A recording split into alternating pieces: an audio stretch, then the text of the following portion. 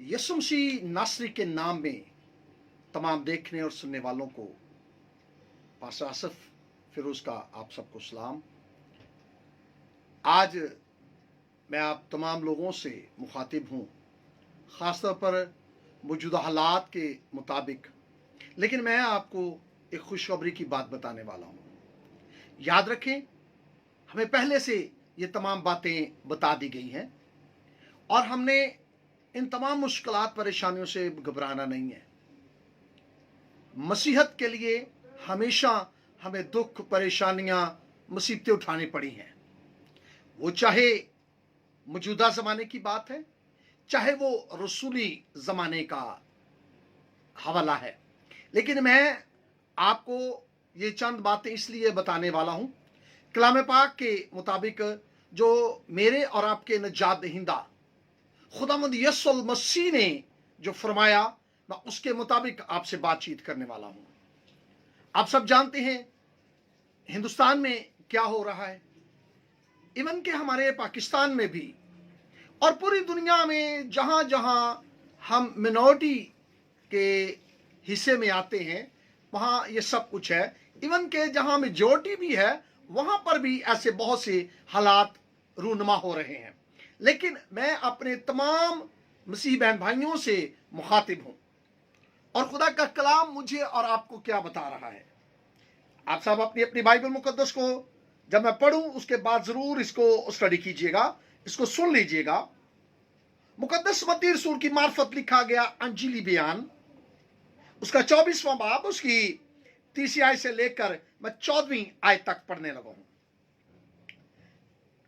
लिखा है, और जब वो जैतून के पहाड़ पर था, जब वो जैतून के पहाड़ पर बैठा था, उसके शागिर्दों ने अलग उसके पास आकर कहा, हमको बता ये बातें कब होंगी और तेरे आने और दुनिया के आखिर होने का निशान क्या होगा। यीशु ने जवाब में उनसे कहा, खबरदार कोई तुमको गुमराह ना कर दे, क्योंकि बतेरे मेरे नाम से आएंगे और कहेंगे मैं मसीह हूं और बहुत से लोगों को गुमराह करेंगे, और तुम लड़ाइयां और लड़ाइयों की अफवाह सुनोगे। खबरदार घबरा ना जाना, क्योंकि इन बातों का वाकया होना जरूर है, लेकिन उस वक्त खात्मा ना होगा, क्योंकि कौम पर कौम और सल्तनत पर सल्तनत चढ़ाई करेगी और जगह जगह काल पड़ेंगे और भंचाल आएंगे। लेकिन ये सब बातें मुसीबतों का शुरू होंगी। उस वक्त लोग तुमको ऐस देने के लिए पकड़वाएंगे और तुमको कत्ल करेंगे, और मेरे नाम की खातिर सब कौमें तुमसे अदावत रखेंगी। और उस वक्त बतेरे ठोकर खाएंगे और एक दूसरे को पकड़वाएंगे और एक दूसरे से अदावत रखेंगे, और बहुत से झूठे नबी उठ खड़े होंगे और बतेरों को गुमराह करेंगे, और बेदीनी के बढ़ जाने से बहुतों की मोहब्बत ठंडी पड़ जाएगी, मगर जो आखिर तक बर्दाश्त करेगा वो निजात पाएगा। और बादशाही की उस खुशखबरी की मुनादी तमाम दुनियाओं में होगी, ताकि सब कौमों के लिए गवाही हो, तब खात्मा होगा। खुदा उनके पाक कलाम का पढ़ा सुना जाना हम सब के लिए बाइस से बरकत हो। मेरे अजीज बहनों भाइयों, आज का ये जो हवाला है ये मौजूदा जमाने की बात है। याद रखें, हालात इस तरफ जा रहे हैं। मेरे और आपके नजात दहिंदा खुदावंद यीशु मसीह ने पहले से हमें आगाह कर दिया, हमें पहले से बता दिया गया है कि तुम घबराना जाना, मत घबराना, क्योंकि वक्त आ रहा है कि लोग तुमको गुमराह बरगिश्ता करेंगे, लोग तुम्हें हर तरफ से एज़रसानी भी करेंगे। यीशु मसीह ने फरमाया, मेरे नाम के बायस लोग तुमसे अदावत रखेंगे, और यहां तक लिख दिया गया है कि जो कोई तुमको कत्ल करेगा वो ये समझेगा कि मैं तो मुनादी कर रहा हूं, मैं तो खुदा की खिदमत कर रहा हूं। तो बाइबल ये कहती है कि तुमने घबराना नहीं है, तुमने बिल्कुल भी परेशान नहीं होना। हालांकि मैं इस बात को बयान करना चाहता हूं, मैं अमूमन इन बातों को बयान करता रहता भी हूं, लेकिन मैं आपसे मुखातिब इस बात से हूं कि आपने इन बातों से घबराना नहीं है। इन बातों के बारे में आपने बिल्कुल भी परेशान नहीं होना। आपने सिर्फ और सिर्फ आपने खुदा के कलाम को देखना है। आपने देखना है कि बाइबल मुकद्दस मुझे क्या कह रही है, बाइबल मुकद्दस मेरे लिए क्या फरमा रही है।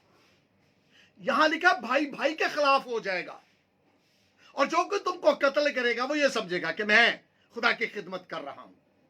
मेरे अजीज बहन भाइयों, अब मत घबराएं, अब मत परेशान हो। हां, हम अपनी औलाद से परेशान हो जाते हैं, हम अपने बहन भाइयों से, अपनी कलीसियाओं, अपने तमाम कौम से परेशान हो जाते हैं।